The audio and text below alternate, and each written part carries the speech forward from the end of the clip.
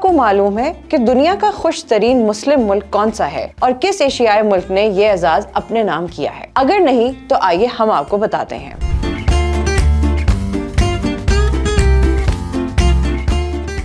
World happiness report 2025 میں اس سال بھی یورپی ملک فن لینڈ دنیا کا خوش ترین ملک قرار پایا ہے۔ یہ مسلسل 8واں سال ہے جب فن لینڈ کے حصے میں یہ اعزاز آیا، جبکہ ڈنمارک، آئس لینڈ، سویڈن اور نیدرلینڈز بالترتیب دوسرے سے 5ویں نمبر پر خوش ترین ملک قرار پائے۔ مگر سوال یہ ہے کہ آخر ایشیا میں کون سا ملک ایسا ہے جو خوشی کے معاملے میں سر فہرست رہا، یا کون سا مسلم ملک اس حوالے سے نمبر 1 قرار پایا؟ ورلڈ ہیپینس رپورٹ میں تائیوان کو سب سے زیادہ خوش ترین ایشیائی ملک قرار دیا گیا، جو 147 ممالک کی فہرست میں مجموعی طور پر 27ویں نمبر پر رہا۔ اس طرح اس نے گزشتہ سال ایشیا کے سب سے زیادہ خوش ملک کا اعزاز پانے والے سنگاپور کو پیچھے چھوڑ دیا۔ فہرست کے مطابق ایشیا کے خوش ترین ممالک میں تائیوان سر فہرست ہے، جس کے بعد سنگاپور دوسرے مجموعی طور پر 34ویں، جبکہ ویتنام تیسرے 46ویں نمبر پر رہا۔ تھائی لینڈ کے حصے میں چوتھا نمبر آیا، جبکہ جاپان اور فلپین بالترتیب 5ویں اور 6 نمبر پر رہے۔